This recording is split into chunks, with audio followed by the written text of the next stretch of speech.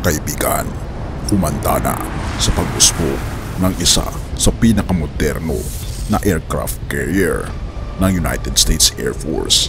Ito ang isang bagay na kanilang ginagawa ngayon at lubos na ikinamamangha ng buong mundo at pati na rin ng mga karatig bansa na kumakalaban sa United States of America. At ang tanong ay, ito nga ba ang isang pagluluto at pagwe-weaponize ng United States of America para sa papalapit ng World War III? Atin itong pag-usapan, mga kaibigan. Ang United States Navy ay malapit nang maging isang US Air Force. Ang mga aircraft carriers kasi ay malapit na maging mga eroplano, tulad ng mga eroplano umaalis mula sa kanila. Ang mga aircraft carriers na ito ay maglilipad patungo sa kalangitan at hindi sa karagatan, ngunit sa parehong dahilan upang ipakita ang lakas ng United States Navy sa pinakamaputing kulay. Bagamat hindi ito bago sa konsepto ng eroplanong aircraft carrier, ito ay umusbong noong panahon ng mga digmaang pandaigdig at ngayon, dahil sa pag-unlad ng teknolohiya, ito ay muli nilang binibigyang pansin. Ang United States ay minsan namang naglalayon sa revolusyonaryong flying carriers na ngayon ay nakakakuha ng pansin. Sa kasalukuyan, maaring ang atensyon sa mga flying carriers ay bahagi ng puno ng mga aircraft carriers na base sa karagatan ng Amerika.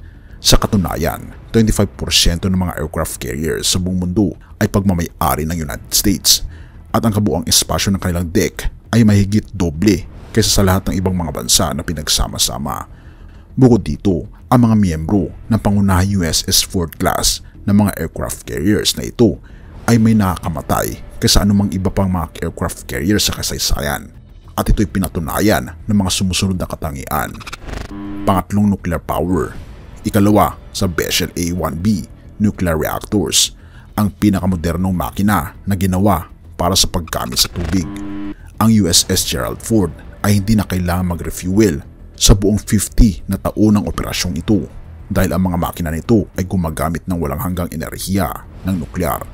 Ibig sabihin, ang USS Ford ay maaring tumakbo ng 25 years nang walang refueling at may top speed sa mga 30 knots, kaya maaari itong makarating sa anumang bansa sa mundo, lalo na upang makipagkaibigan sa mga kalyado at manakot sa mga kaaway. Pangalawa, bago ang mga sensors at processing systems. Ang USS Ford ay may pinakabagong mga sensors at processors at mga armas na kinakailangan sa isang aircraft carrier upang mapanatili ang balanse ng talino at kakayahan.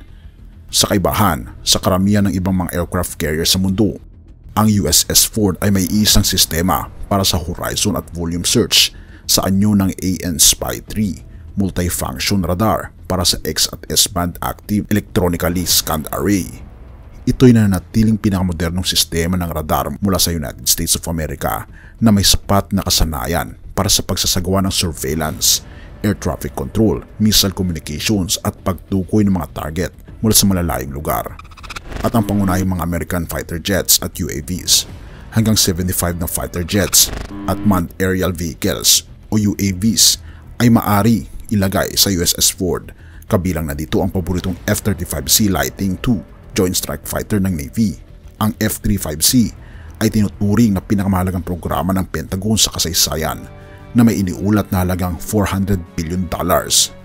Ang resulta ng ganyang mamahaling programa ay isang fighter na talagang kayang gawin ang lahat: close air support, vertical takeoff at landing, at marami pang iba, kahit ito ang pangunahing fighter para sa Navy at iba pang mga sangay ng militar. Isa na rin dito, ang mga carriers ay handa sa darating na pang-anim na henerasyon ng mga fighter jet o ang FAXX fighter. Sa ngayon, ang USS Ford ay mayroon ng lahat ng teknolohiyang kinakailangan upang magsanib, ilunsad at kunin ito. Lahat ng ito at marami pang iba ay nagtutulungan upang gawing hindi matalo ang United States sa karagatan, lalo na sa pangamba ng World War III. Kahit ang isang airborne version nito ay maaring hindi matalo ang United States sa kalangitan, nananatiling pangunahing layunin ng Amerika. Ang mga flying carriers na ito ay nagbibigay daan sa pangarap ng hindi matitinag na kapangyarihan ng United States sa kalangitan. Bagamat ang mga totoong konsepto ng flying carrier ay maaring hindi kasing dramatiko tulad ng katang-isip ng helicarrier ng Marvel Shield, ito ay mas malapit sa anumang nangyayari sa huling 100 years. Noong 1917, nagkaroon ng mga eksperimento na kasama ang mga eroplano na nakasabit sa ilalim ng mga airship na tinatawag nating microfighters. Ang mga hanging aircraft na ito ay pangunahin para sa pagtatanggol ng mga airship, ngunit nang mawala ang airships, iba't ibang programa ng flying carrier ang sumiklab. Bawat isa ay natatangi sa kanyang sariling paraan. Ang Boeing 747 Airborne Aircraft Carrier ay isa sa mga konsepto noong 1970s kung saan ineksperimento ng United States Air Force ang ideya ng pag-convert ng isa sa kanilang malalaking eroplano patungo sa flying aircraft carrier, puno ng mga parasite fighter na maaring ilunsad at maaring kunin mula sa ere.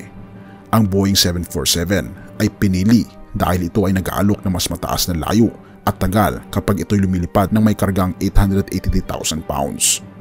Isa na rin dito na ginagawa ng Amerika ay ang nuclear-powered Lockheed CL-1201, isang proyektong itinanghal ng Lockheed na layuning gawing flying carriers ang lahat ng aircraft carrier ng isang tradisyonal na aircraft carrier na may bigat na 5,265 tons at taas ng 14-story building. Ang Lockheed CL-1201 ay maaaring patakbuhin ng 4 na malaking turbofan engines na nagpapagana ng pangkaraniwang jet fuel sa isang altitude na hindi higit sa 16,000 feet. Ang nuclear energy mula sa onboard reactor ay magiging responsable sa pagtatakbo ng jet sa loob ng 14 na araw nang walang refueling, at ito ay may kakayahang manatili sa isang cruising speed sa loob ng nasabing panahon.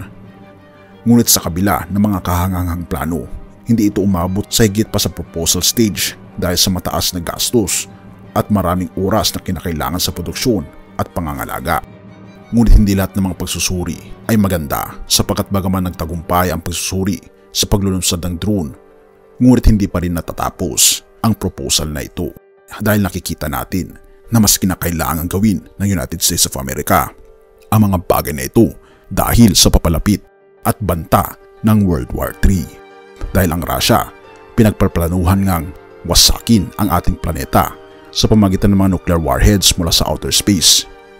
Kaya nga naman ang Amerika ngayon ay nag-iisip ng mga bagay upang i-counter ang malalakas na pwersa ng kaaway. Pangalawang Timoteo 3 verse 1 and 2. Dapat mong malaman na sa huling araw ay magkakaroon ng mga kahirapan.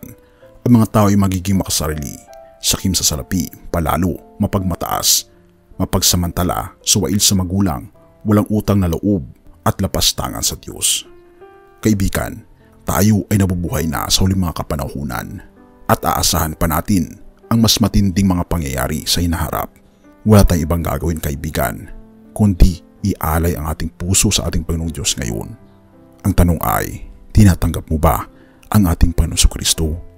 Tayo manalangin. Ama naming banal, mga Panginoon naming Diyos, ang aming mundo, Panginoon, ay papunta na sa pinakamalalang bahagi ng kasaysayan na hindi pa po namin nararanasan kahit kailan, na ito rin po, Panginoon, ay nabanggit ng propesiya sa libro ng Revelation. Tulungan kami, Panginoon, na maihanda ang aming mga sarili, maihanda ang aming pamilya, ang aming pagkipagrelasyon sa inyo, ang aming mga puso, Panginoon, upang sa ganon kami maligtas sa papalapit ng sakuna. Tulungan kami, Panginoon, na manampalataya hanggang sa huli, at tulungan kami na magkaroon ng kaisipan ng aming Panginoong Kristo, na hindi kami matatakot, kundi mas lalo pa naming sasabihin ang pag-ibig ng Diyos sa aming kapwa at sa buong mundo. Purihin ka, o aming Panginoong Diyos, at gabayan ang iyong mga anak, at patawarin po kami sa lahat ng aming pagkukulang at pagkakasala, sapagkat ito aming samot hiling sa matamis na pangalan ng aming Panginoong Jesus. Amen.